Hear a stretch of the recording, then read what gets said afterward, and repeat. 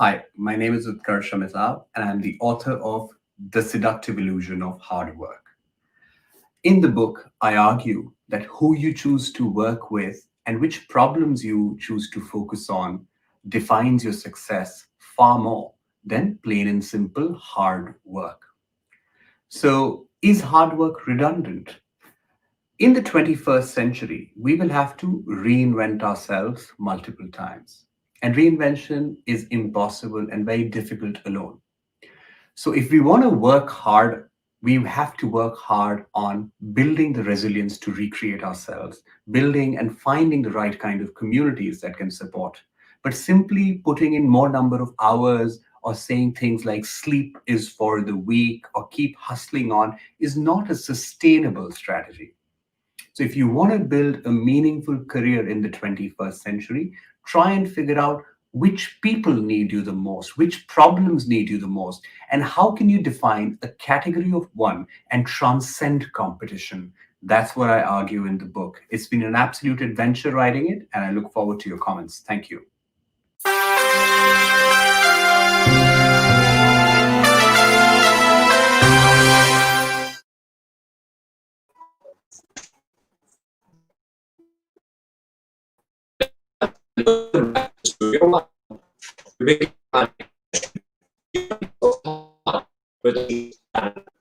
Our first guest is Milan Bora is the author of four books. First, let us ask her latest book, Head Over Heels, is about forgiveness and finding love. Milan also writes short stories. She dedicates feedback and award-winning advertising profession. She enjoys writing for various other publications as well. She has been a creative director at India's leading advertising agencies. Our second speaker is Sujata Parashkar ma'am. She's an award-winning Indian writer novelist, poet, short story writer, and a psychosocial trainer. She's also the founder of a talk therapy.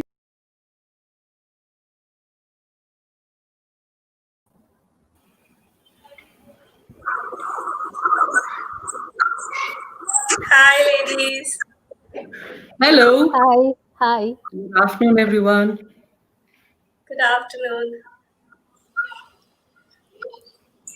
Are we? I think Dheeraj was still talking. Just introduce you for ability to tell everyday stories.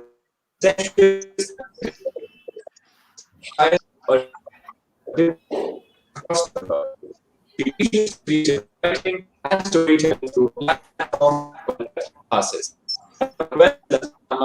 Take this.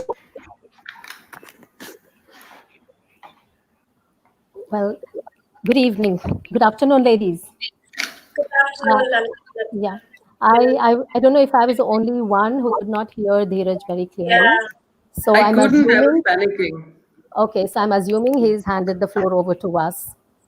So let's begin. Our discussions will revolve around yearnings of the heart.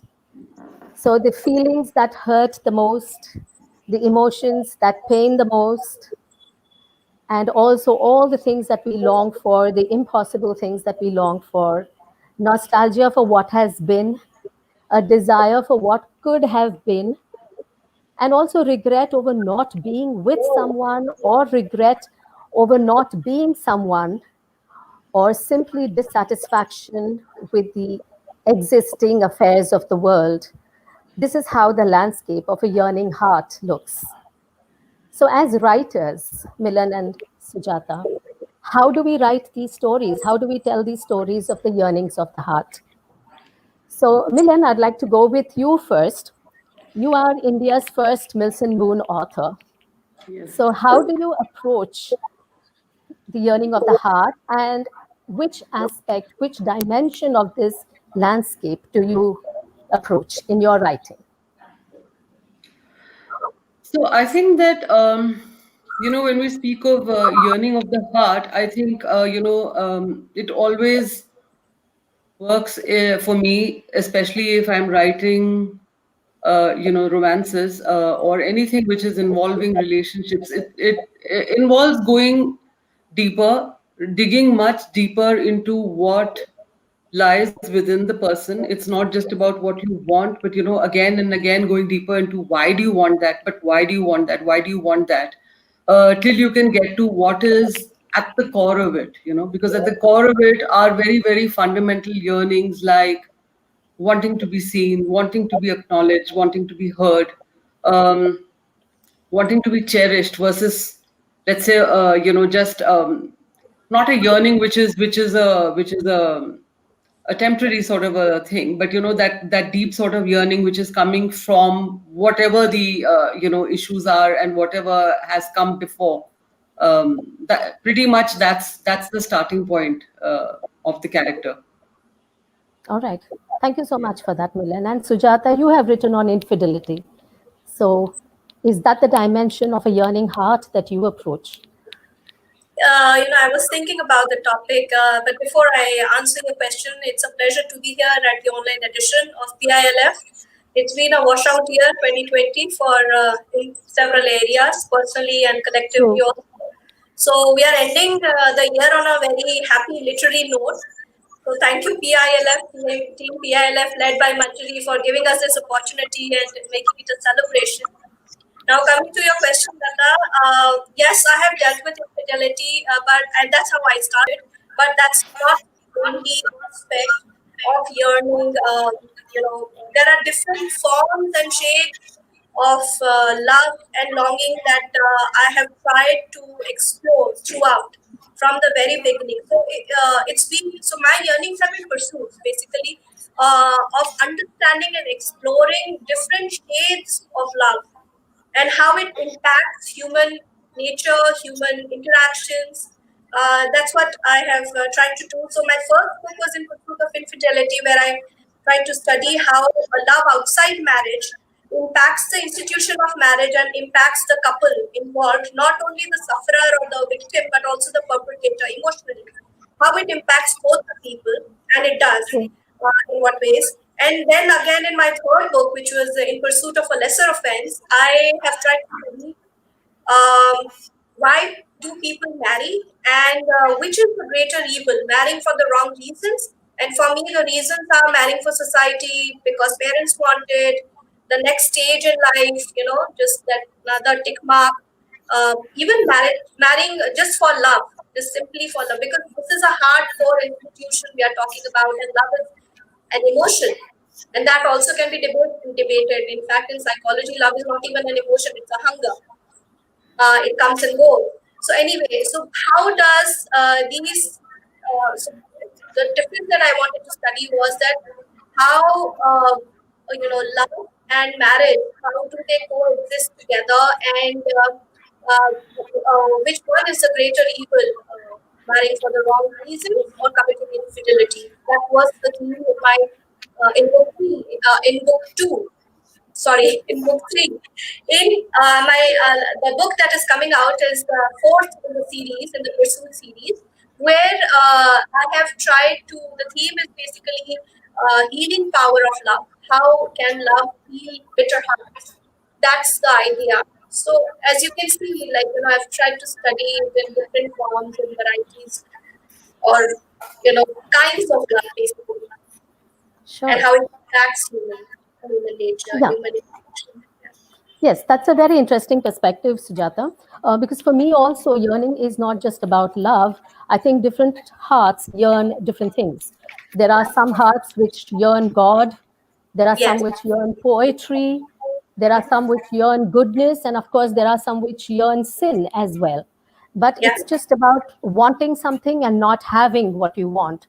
And I Yes. think that's a very, very profound theory. And I, as a writer too, I like to take journeys of exploration and write about these theories as an exposition, you know.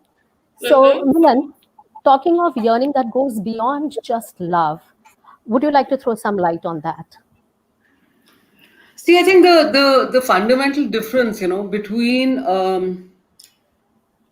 because we've got this very interesting perspective, and I must thank PILF and Manjari, for using even a topic like yearnings of the heart, because yearnings takes us into a place of deprivation. I think that, even if you look at it in a very simplistic way, saying that I've been yearning to eat XYZ, or the fact that you're yearning to go out, it's because it's something that is denied to you.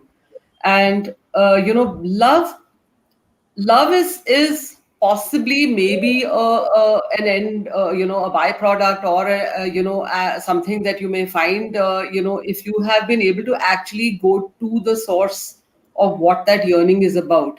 So I Yes. think that if I connect it with love, because the session is linking it with yearnings of the heart, not yearnings of the body, for example, which is a whole different topic, or yearnings True. of the senses True. and so on, or the Yes. soul. But yearnings of the heart, and so we're talking about love. I think first of all, there are certain things which I think become sort of food for the soul, to use that, in a very quick sort of way to say where I'm going.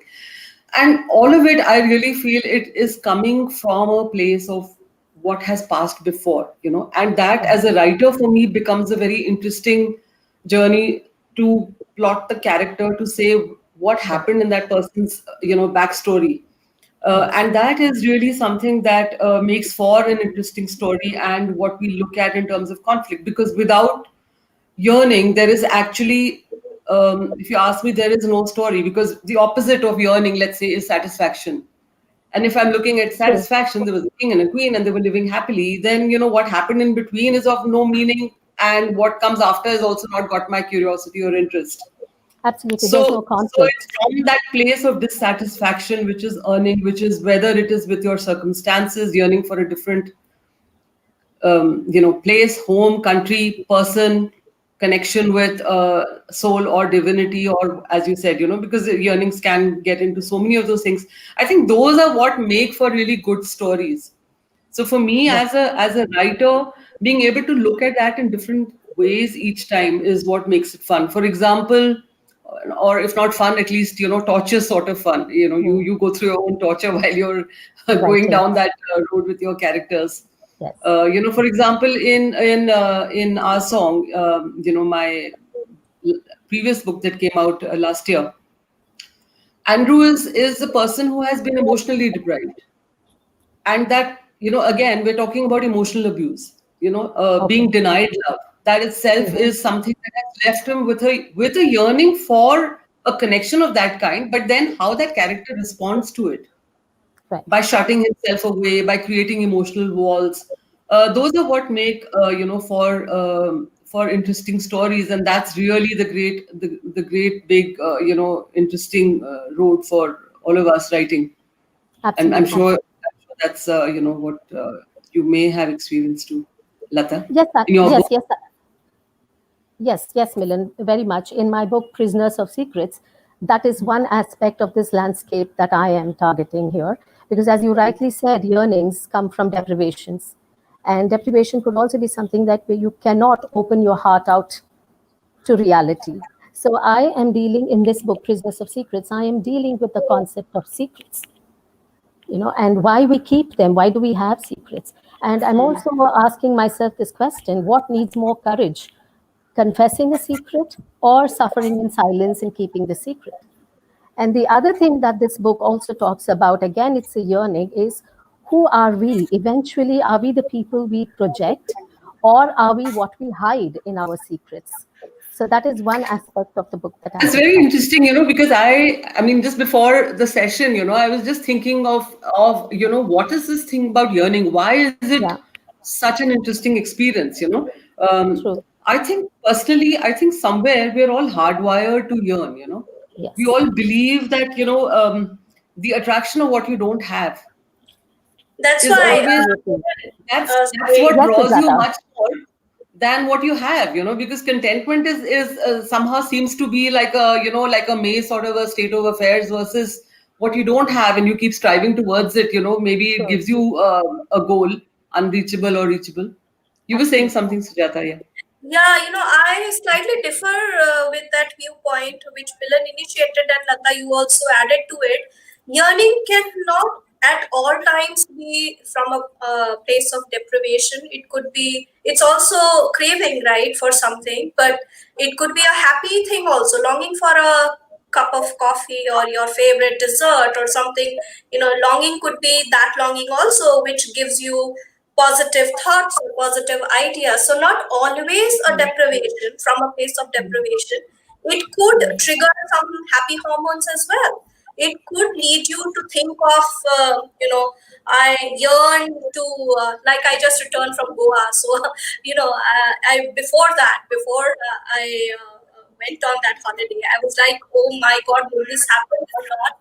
But I was like in a very high spirited state and I was like really, really happy. And when I did it, it felt really fulfilling. So it continued for a very long time. It kept me in that happy space for a quite a long time when we were planning and when we were thinking May what I, we may are. I, may I jump in here, Yeah, sure. Sujata? Because I Yeah, feel sure, that, sure. when you start with, when you're saying that yearning need not come from deprivation, it is very much coming from deprivation. Because if you break down the thought process, it's like, if supposing you were saying, I really want to go away to Goa. And it's so long since I traveled. I want to get away. I mean, it's so long since I heard the pilot saying, this is your pilot or whatever. So it's the I want, I want, I want. And if you say, I want this, why?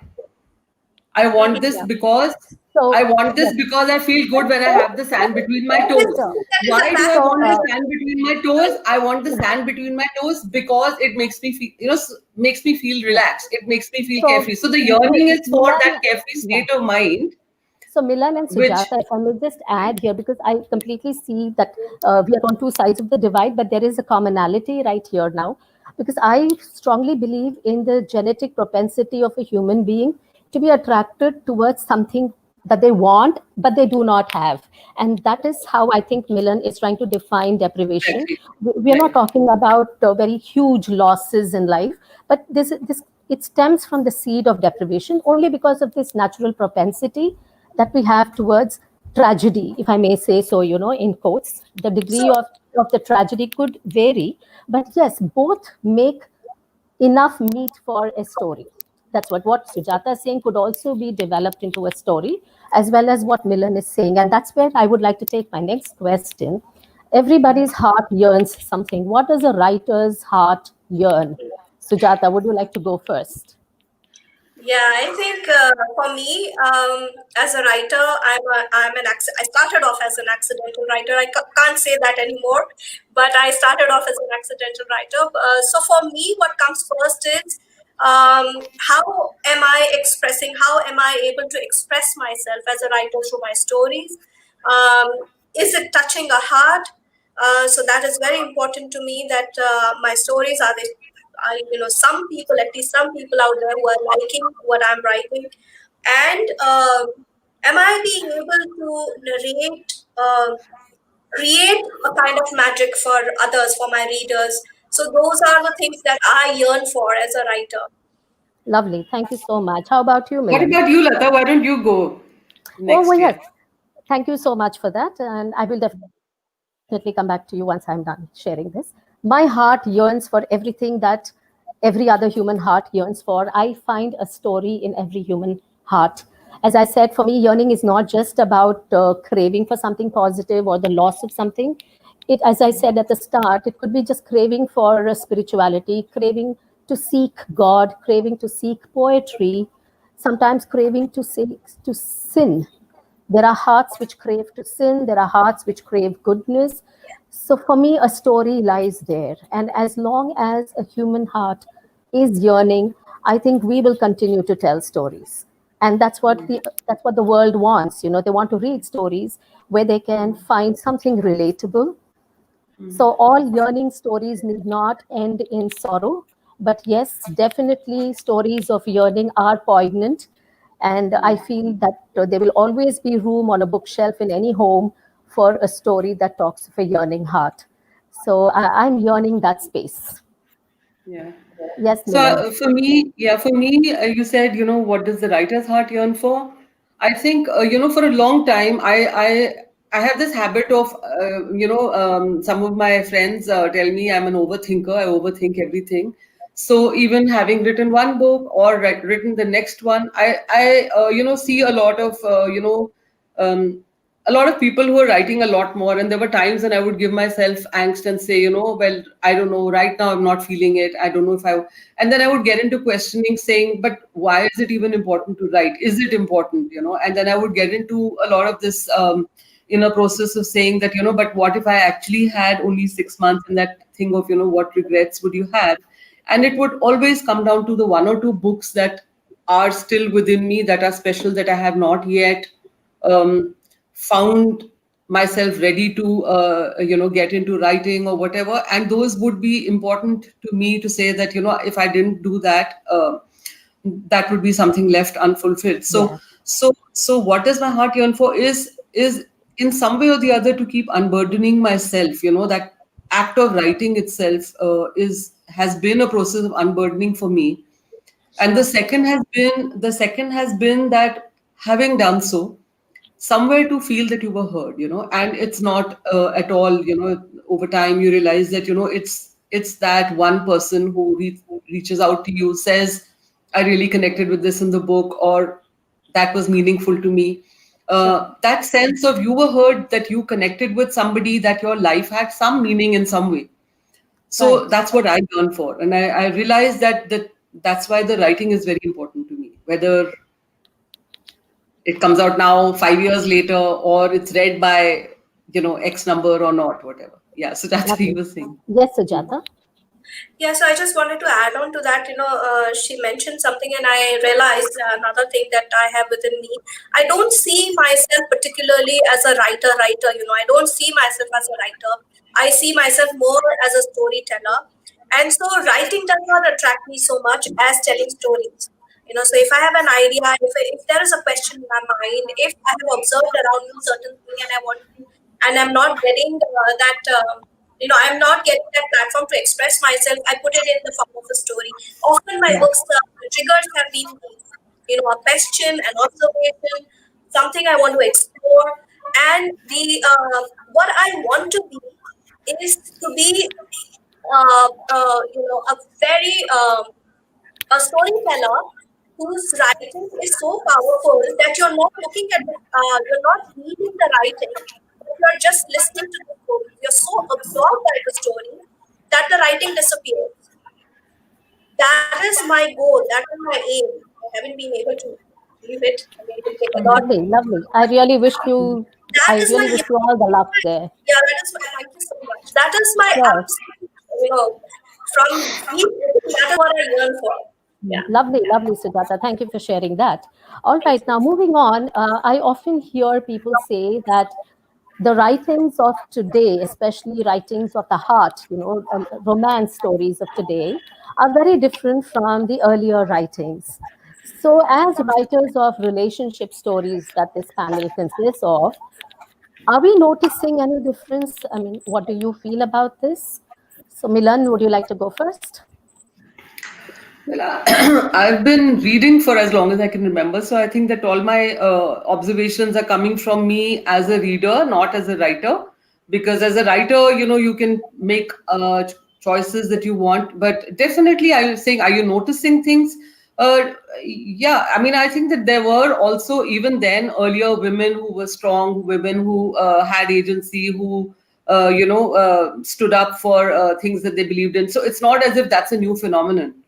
But in terms of, are we seeing more of that? Definitely a lot more. I think that is what people who are reading are relating to. So you want that. You want that in your central characters. You want Yeah, men let who me are just also not, clarify. I being put mean, up on pedestals and being expected, to carry the burden of, whatever, an alpha maleness or various other things. So I sure. think that that is one thing. And the second thing I think that I'm seeing is that more and more are more and more stories that we're hearing now are a far more reflective of reality, far more rooted to a sense of belonging and home from where we are. So if you look at even the books that are being published or the content that we're seeing, so much more of it is actually much more made for India and being viewed by the world. Because you're understanding that the messages and the stories are far more universal that people believed earlier.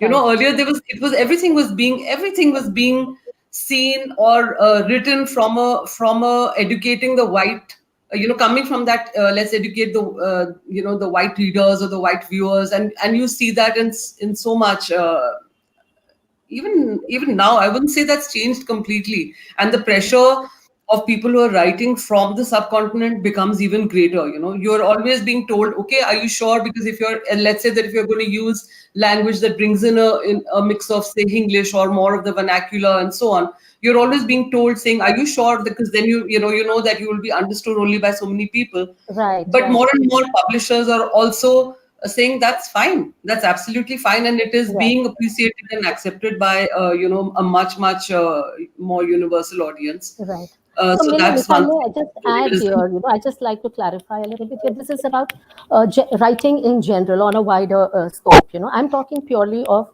the writing of love stories of the earlier times, vis-a-vis the writings that we see today.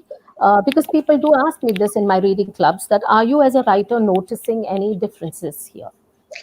I'll tell you So, an interesting thing. I remember, Lata, I think very early, like when my first book had come out, I remember this was at a Times Lit Fest, or I forget now which Lit Fest. And I remember, my being very sort of vehement about saying that, my writing is not here to deliver a message. My writing is here to tell a story. yeah. And now I think in the 10 years that I've been writing fiction, or maybe it's a little bit more, I think that I'm still here to tell a story, but if I can make sure that I've helped push the envelope in some way, which means that let's say my heroine has a lot more ability to push back. Or let's say that I can make sure that there are certain things that were not yet talked about. Even whether it was, for instance, in our song, there is a molestation, which is at one of the major sub themes in the book. In the latest book that I just published on Amazon, which is called Head Over Heels, which is interestingly the book that I first wrote called The Lavasan, which I revisited 10 years Oh, later. okay. And for me, that was a great exercise to say, how am I viewing what I wrote 10 years ago? My Right. character, I had to revamp my characters. I had to make the guy a lot more sensitive. He couldn't just be this walk over the woman kind of alpha guy. The woman had the ability to push back, and she also had the context of Me Too and whatever else has happened. So what was earlier, even written as a marriage of convenience, was just not acceptable to be put out there anymore. And I could even bring in things like, things that matter to me. So just in terms of bringing in other messages and other stories that you wish would come in, and you can do it because somebody is reading it in something packaged as a romance, but you can actually deliver, certain more messages. So, for Right. example, physical abuse, where children are hit or children are mentally abused. That is something which comes up in one of the backstories of the characters, which again you Mhm. realize how it scars you. Right. Or consent, which has been a pretty major theme for me in the last few books, to make sure Okay. that if you're writing sex, it's always clear that it is with consent. It's not just assumed or the person is left wondering. Yeah. All Those right. are Thanks for certain that, changes. Milan. Yeah. Yeah. Thank you so much for that. Sujata, your thoughts on this, please? Lata, why don't you go first and share your thoughts on this, and I will go after you. All right. Thank you for that, Sujata. Well, as a writer as well as a reader, I frankly do not see too much of a difference in the way romance was portrayed in the earlier writings and the way it is portrayed now. For the simple reason, because I believe that it has more to do with the author's evolution itself as an individual, as a human being. If I may quote some of the recent works that I have read, lately, for example, um, the crawdads, where the crawdads sing. I thought that was a beautiful reflection of the yearning of a heart, of a marsh girl's heart, and this is as recent as 2018, and I thought it was depicted very beautifully. In comparison, let me go back to a classic, The Thorn Birds of the 1977. You know, that's something we've read and we've grown up reading that book. And that was about the love between a priest and a commoner, you know. And I thought that was also bold enough, and it portrayed the yearning of a very, very courageous heart.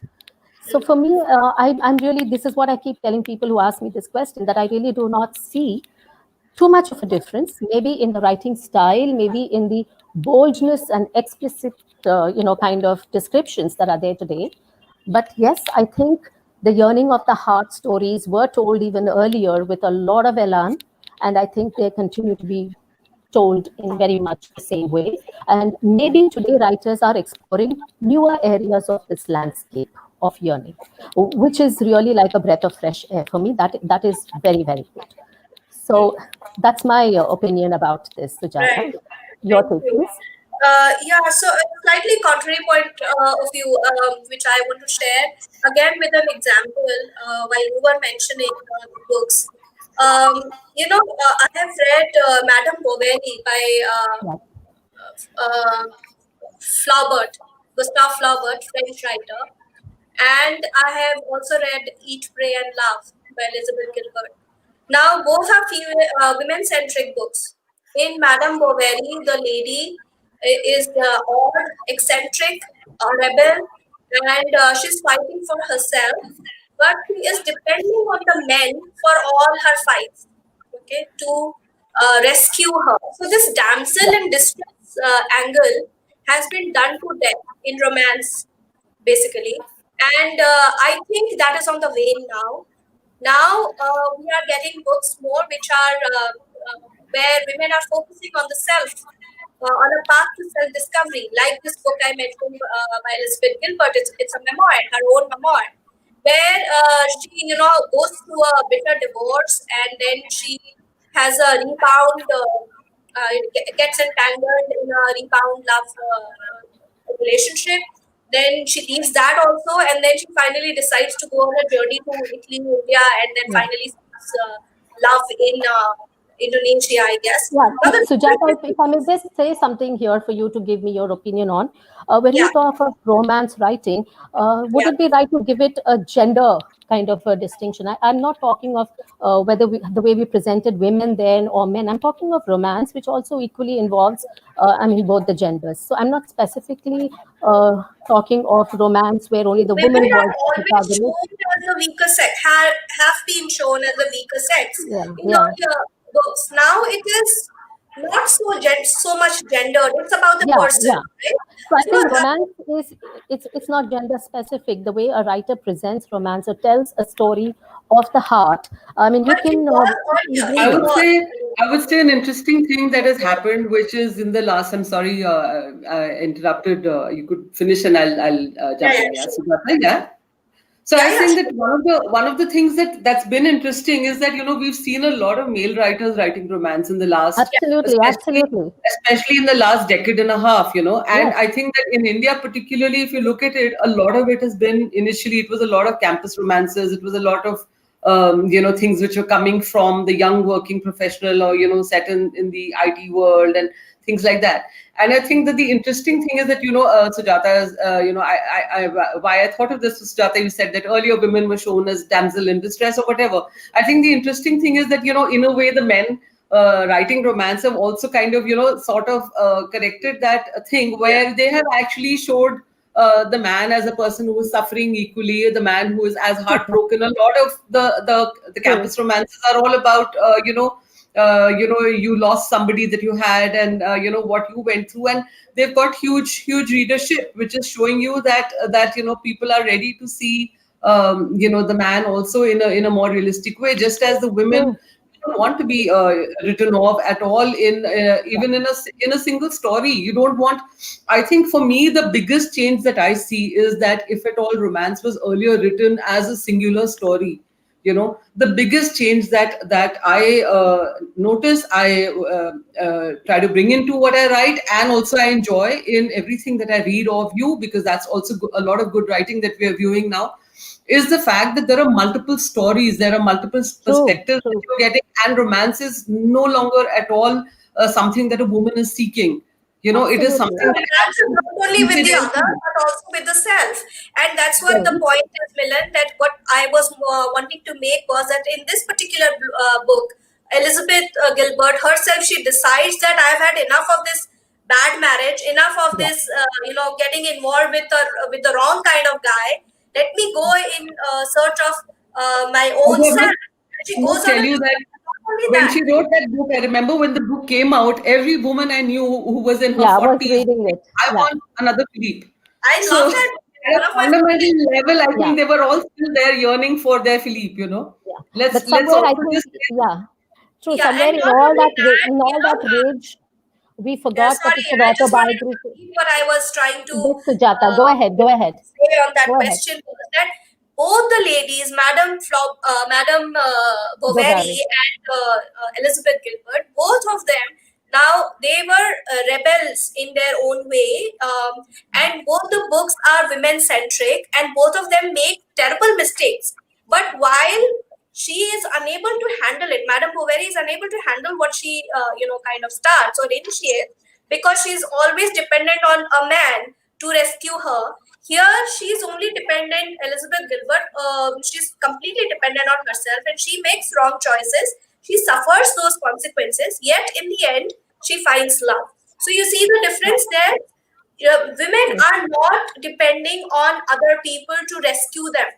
They have come on their own now, and they are Lovely, more very nice. sure, more confident, and these things are reflecting in the books. So Sure. that's the comparison, or the difference that I wanted to bring out or show, and I do Lovely, it in my lovely. books as well. Yeah. Lovely. Very, very nice, Sujata. Thank you for that. As a last thing to this particular issue that we are discussing, for me, a good example of contemporary storytelling, the yearning of the heart, is Vivek Shanbag's Ghachar Ghochar. I don't know if you've read this, yes, but yes. please do read it. It is a delightful story of the yearning of a middle class heart in India, in Right. today's India. And I thought the romanticism of that whole yearning of the heart. It's I a know. And man's with that heart, lovely and metaphor of the ant and it's so a on. man's So heart, I have to and read it. I haven't yeah, yet. it's a story told through the heart take of it a easy. man. And I thought it was a brilliant work of the Yeah. kind of romance that India needs today, because romance is not only a female domain. So, anyway, so taking on from there to the times that we are living in currently, for the last 7, 8 months, we've all been under lockdown. Mm. So, do you think the pandemic is lending itself to more stories of yearnings of the heart? Do you foresee a surge of stories of the yearning, lockdown specific, hitting the shelves now in the coming years? Milan, your thoughts on this, please. well, very quickly, I don't know how much time. Okay, I think we're good on time. Yeah, Um, yeah, I we do. I see for the large part a denial of this period that has happened in terms of actually actively weaving it into stories. But I think that what it has done is for people to so writers especially, I mean, because we're seeing a lot more stories where people are forced into circumstances. So the re-examining of relationships has Yes, been under a microscope. And I think so true. you're going to see a lot more stories which reflect that, which are going to show you this pressure cooker sort of situation. So using, let's say, the fact that there was the trigger of the pandemic and the fact that it put you in that circumstance and the fact that you were forced and pushed into making choices that you may have otherwise been living with, whether it was in an unhappy relationship, whether it was through marital rape, abuse, whatever it is. I mean, the fact that even you've written about divorce and you've written about extramarital affairs, Sujata. We all had this lovely discussion even before the session. So I think that a lot of people are going to say that we've used this period to relook and reevaluate what your choices are with that sense of fragility of time, the fact that you didn't know what is next. So I think you're going to True. find a lot more stories which explore and have characters which are forced to make choices, or even explore Absolutely. the dilemma or the living in that uncertainty versus working towards very defined goals. I think so that's the way you're going to see the pandemic reflected. But otherwise, I think it's something where it's been left such a scar that, it's going to take a lot more time before you actively bring it into a setup. There are some that we've already started seeing, right? Some stories that have started coming out. Sure. Yes, yes, there are. Thank you for that. Yes, Sujata, what is your thought on this? I agree with Milan when she says that people may write about it, and there are some books already out there, and there will be more. But at this moment, we don't want to read about our lockdown experiences or anything coming out of the lockdown. We are not ready. What we just want as people, not even as writers, but as people, just to feel. Just to feel calm and more relaxed and more accepting and more compassionate, and just be out there, just enjoy nature and all that.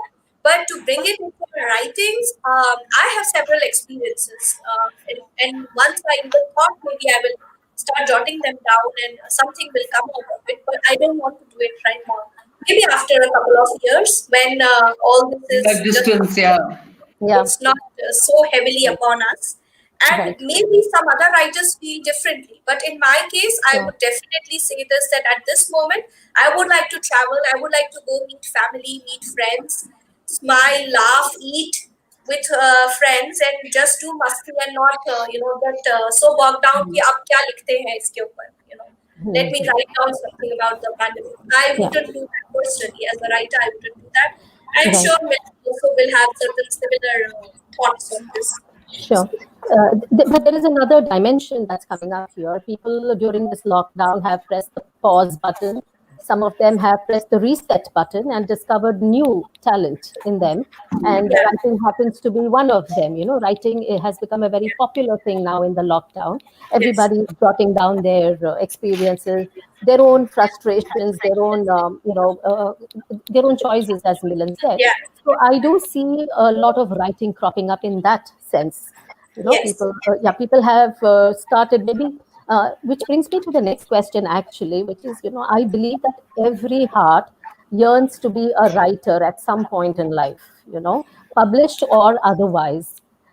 So when did this shift happen to each one of you here? Why don't you share your story of how did you get into writing? No. So Sujata. Lata, you start. Why don't you? How did you get into it? Let us also, hear All right. you. How did you start your writing journey? Okay, my pleasure. Thank you for that. I always wanted to be a writer. Words always excited me, and the whole magic around words. But of course, in your youth, you go through the rigmarole, right? Your studies, your academics, and this and that. And then somehow I got into the corporate world. I've spent over 22 years as a corporate behavioral trainer, Okay. specializing in the leadership space and specializing in emotional intelligence, traveling very, very often and conducting leadership labs and workshops around emotional intelligence. I'm also a practitioner of neuro linguistic programming. But with every program that I conducted, I always had this belief that sooner or later I'm going to be doing full-time writing because Okay. I did satisfy the craving. I've been a columnist for various publications. I'm a commissioned author with Array, the digital content portal. So I have been writing, and I come from the field of journalism. So I've had my share of bylines too, and very proud of that fact. But beginning this year, January, had nothing to do with the pandemic, of course, Right. much ahead of the pandemic, I took a decision to quit the corporate world and, embrace my desk, my writing desk. And that's what I've been doing. I mean, I've struck a beautiful relationship with my writing desk. I'm at the desk, come what may, every day and writing away. I'm still a pen and paper person. So I write Me I too. write quickly, yeah. So I first write in pencil and then I key it in. So Incognito was my first book that I wrote about 8 years ago, when I squeezed time between my corporate schedules. And this October, just about a couple of months ago, I'm very happy that my second book has just got released. It's called Prisoners of Secrets. My third book has already gone for publication. And just the day before yesterday, I began the fourth book. So I'm on a Wow. roll, I think. I'm quite happy with Yeah. it. Yeah, yes, yes. That's quite a speed. I write Yeah. one book a year, just a book a Okay. year. Lovely. Yeah. Lovely, lovely, Yeah, lovely. very slow. I'm very slow. In fact, the book that I'm writing right now on single parenting is languishing. I don't know when I'll finish it. I want to, but it's just so very pity about my journey. Also, a little over a decade since I've been in the writing arena. And as I mentioned earlier, I'm an accidental writer. I wasn't meaning to get into writing. Writing found me, and I'm glad it found me because we've been having a very good relationship since the time we met. What happened? I was working on a social project, and an interaction with women kind of left me disturbed. So that evening, I came back and I started jotting down a story for my own consumption, not to share or Uh-huh. not kind of write a book or anything. But just like that, I started scribbling. Uh, very fortunately, I did not delete it, and every day I would come back and then add on to that story. Halfway through, I realized this was turning out to be quite effective, and I approached a few publishers I knew. Luca was one of them, and I just hoped and I just prayed that someone in Rupa takes it up and writes it. As it happened, there was Rupa and another publisher who came back to me and they said that okay, we like the story, it will need some further working, but we like the theme or the idea, and so let's work on it. The other publishers, they sent me polite rejection letters. It was quite okay. I wasn't expecting it to be published. But when Rupa came back to me and said that they are interested, I was really thrilled. I wanted it to be the book to be published by Rupa. And that is what happened. And the rest is the same history. The book went on to do extremely well. So well that I finally had to, when my first book came out, I did not know what bestseller meant. They told me that your book is a bestseller now. So I didn't know, and I had to ask them, what does it mean? Then, so I did not take my writing very seriously. It was only after my second book got published, I started accepting the title of writer, within. Even now, as I mentioned, I think of myself more as a storyteller. So writing is a different ballgame altogether. You have to work really hard when you're writing, and it's also a responsibility, which I have realized of late. So it did not happen initially. Uh, and So I'll very starting quickly, yeah, this book sorry. I now. think they're saying we're running out of Right. time, right? That's right. Yes. Oh, okay. Yeah, sure. Yeah. So So yeah, thank you, that's Dr. Jata. Yes. Milan, if you can quickly. join. Yeah, Yeah. my thing I'll just sum up very quickly, which is that when I finished studying, I knew that I wanted to be a writer, and at that time, fiction writing was something which was very remote. You only read of the Western authors that you had, or if there were Indian authors, they were very very far removed. Their dreams or the fact that you could actually be a writer was not something in the realm that didn't seem in the realm of the possible. You had Anita Desai or whatever people who were, Yeah. or who you had grown up reading. Sure. So for me, the option at that time was advertising, which at least would give me scope to be creative and to be able to tell stories. So I think the storytelling, the need to tell stories, to observe people, and of course in advertising, you had the scope of 30 seconds to be able to tell your story, but you were still always looking at people, building characters in your head, Right. and we see that the most interesting ads that involve us are the ones that we relate with. You see the Fevicol ad and you see the crowded bus and you see, so you relate with those characters or even, human traits. So that's how I got into writing advertising. But I had started writing short stories for myself as a way to, it was catharsis or whatever it was. I had started writing short stories, uh, for quite long. It wasn't with discipline. It wasn't as if I was sitting down to write them. It was like when something that, that I must write this, let me just write this, something would be a trigger, and you would take it in a different direction, but the trigger would come from something in my life, something that I saw or heard of or whatever. So when I actually entered, there was a short story contest with Harlequin, and I entered that contest on a lark, and I ended up writing a romance. It was actually quite different from the path that if I had ever consciously thought, if I want to get published, I don't think I'd have gone into writing romance. It wasn't a conscious choice, but it was But something Milan, that which got you. I That got you embraced. the And it's, tag. Milan, that huh? got you the tag. That got you the tag of being India's first Milson Boone author. So Yeah. Isn't it? I Yeah. embrace that Yeah. completely. I embrace it, Right. the fact that it gave me a very, very amazing platform. It gave Right. me, a lot of recognition. Yeah. It gave me a lot of pleasure, to write it, to be able I'm to extremely sorry, ladies, that I'll yeah. have to come in here because I think we have about 3 4 minutes for taking a quick question. We've had a lot of questions coming in on the chat, So this is a question for either of you. You could take this. It's from Nupu Jain, and she says there has been a lot of change in the ways youth perceive romance from the time of letters, handwritten letters, to now WhatsApp. So, how is the writing of romance fiction affected by this? She asks. So, Milan, would you Shall like I to go? take this? I'll go first. Yes, I'll go yes, first. please. I'll say that I think that when we talked about yearnings don't change. I think that the fact that you've gone from, say, writing letters to WhatsApp, I think that the entire emotion that you go through, the range of emotions you go through, has gotten intensified, and the period of time that you experience that, the highs and the lows, has gotten far more crunched and intensified.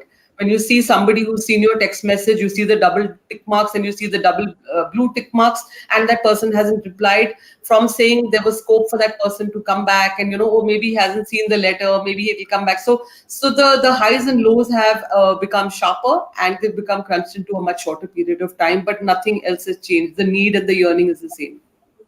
Yeah, Thank you I for agree that. with Yes, Milan Sujata. on that. The yearnings haven't changed, but the way we address it, the way we exchange the emotions and all that, technology has enabled us to, kind of take us to that high and then drop us to that, point of low very quickly, Yeah, very sure. swiftly. So technology has done that for us, Yeah. and it has its pros and cons. We can't just say it of, in such a short span of time. It will require another complete session. How technology is affecting our lives in every which So, way.